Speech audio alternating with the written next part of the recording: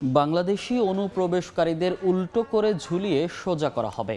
ভারতের কেন্দ্রীয় সরকারের স্বরাষ্ট্রমন্ত্রী অমিত শাহর এমন বক্তব্যের কড়া প্রতিবাদ জানালো বাংলাদেশ। বিকেলে পররাষ্ট্র মন্ত্রণালয়ের পক্ষ থেকে ঢাকায় ভারতীয় দূতাবাসের ডেপুটি হাই কমিশনারের কাছে প্রতিবাদ বার্তাটি হস্তান্তর করা হয়। পরে গণমাধ্যমে পাঠানো বিজ্ঞপ্তিতে পররাষ্ট্র মন্ত্রণালয় জানায়, সম্প্রতি ঝাড়খণ্ড রাজ্যে ভারতের কেন্দ্রীয় স্বরাষ্ট্রমন্ত্রী অমিত শাহ বাংলাদেশি নাগরিকদের নিয়ে যে মন্তব্য করেছেন তা অগ্রহণযোগ্য। ভারত সরকারকে বার্তা দিতে ওই প্রতিবাদে জানানো হয়, বাংলাদেশ এমন মন্তব্যের জন্য অসন্তুষ্ট।